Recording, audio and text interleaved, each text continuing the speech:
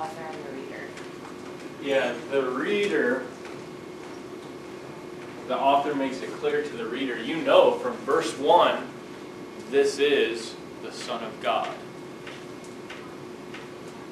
Who else? There's some other people who recognize Jesus as authoritative. In part, the people who recognize his teachings sort of do.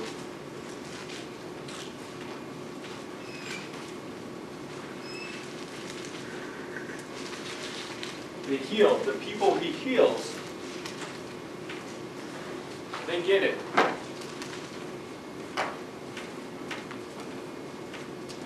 Now, something really important that I want to talk about. This is kind of a sidebar.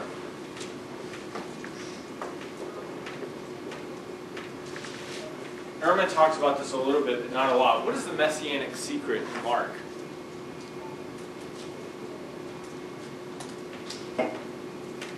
That he was the Messiah that had to suffer and die?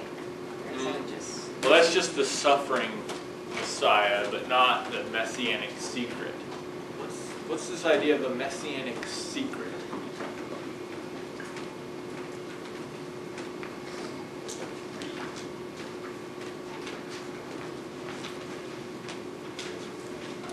Open up. You don't have to look far. It starts in chapter 1. Look at chapter 1. Starting in verse 21, there's a healing. They went to Capernaum, and when the Sabbath came, he entered the synagogue and taught. They were astounded at his teaching because he taught them as one having authority and not as the scribes. Just then there was in their synagogue a man with an unclean spirit, and he cried out, "What have you to do with us, Jesus of Nazareth? Have you come to destroy us? I know who you are, the Holy One of God." So this is an example of one of the demons who recognized him. But Jesus rebuked him, saying, what? Be silent. He commands the demon to be silent. Do not tell anybody who I am. Jump down. He heals a woman at Simon's house. Jump down to verse 34. Chapter 1, verse 34.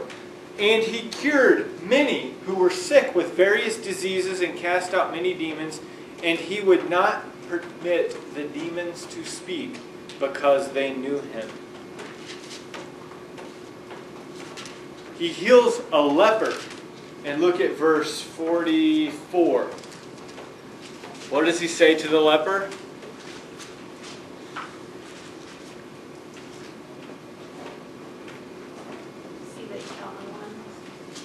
Tell no one. Say nothing to anyone. Keep it a secret who I am. Chapter 3. Jump down to chapter 3 and look at verse 12. He sternly ordered them not to make him known. Look at chapter 5, verse 19. But Jesus refused and said to him, "Go home to your friends and tell them how much the Lord has done for you and what mercy he has shown you." And he went away and began to proclaim in the Decapolis how much Jesus had done for him. This Decapolis guy is outside the region. He lets one guy tell who he is, but only because he doesn't live in the region. You can tell people, but only if you go back home and do it there. You cannot tell people here who I am. Here we have to keep it a secret.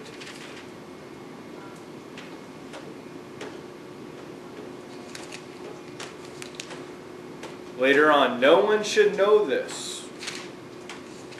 Jesus ordered them to tell no one, and he ordered, tell no one. Although this is the messianic secret. Why does Jesus go around in the Gospel of Mark telling people not to tell people who he is? That might mess up his role. Like maybe to draw attention to what he's doing. Well, it might if he was supposed to come here and suffer and kind of be killed, then if everybody knows that he's the Son of God, they might not do that to him. Right, he's got a plan, and the plan won't work if everybody discovers his plan and who he is. Maybe. Jackie, you had a guess? I was gonna say,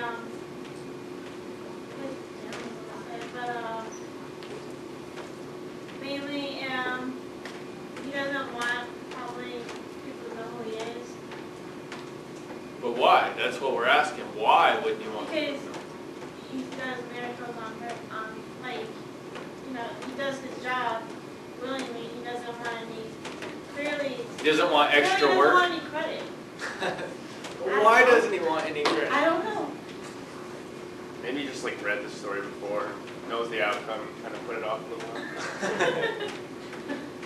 while. Well, this is something that has puzzled scholars for years and years and years.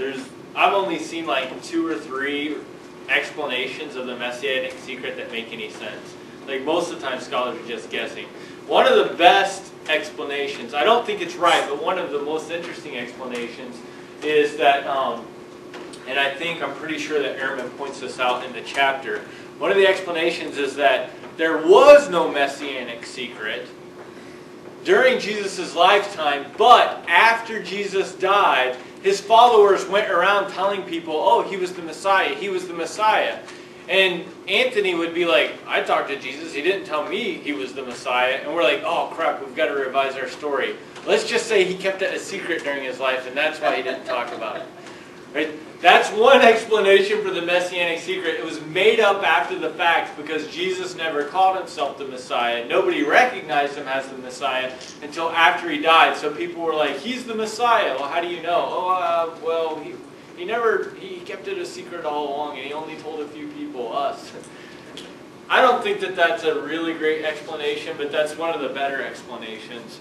The best explanation is too complicated for me to explain because it involves comparisons to other ancient literature that you guys probably haven't read. But what's particularly interesting is that, do you guys know off the top of your head how many Gospels we see the Messianic secret in?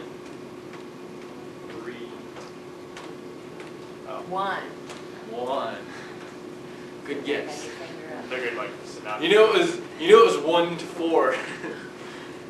There's no Messianic secret in any of the other Gospels, and in some of the other Gospels, Jesus goes around saying, yeah, I'm the Messiah, tell everybody. Like we see the exact opposite of the Messianic secret in some of the other literature.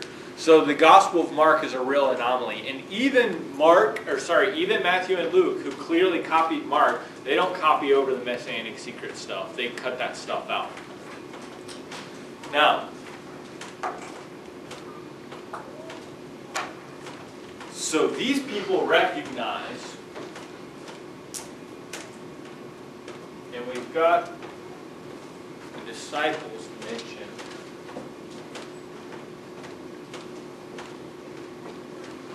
And I'm putting a question mark next to them because I'm suggesting that they do not, in fact, get it.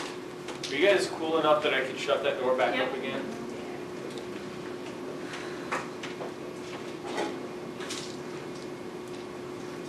It's like a puddle in that chair. That's.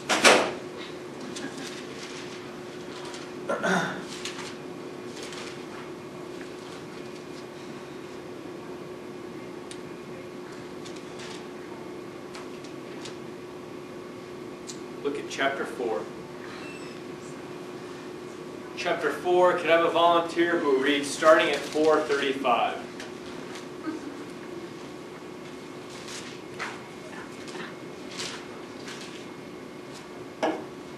Jackie? It's still Mark, right? Yep.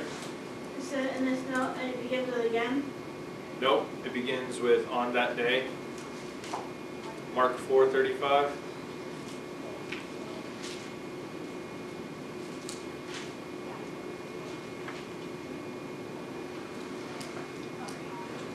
Okay, you can read.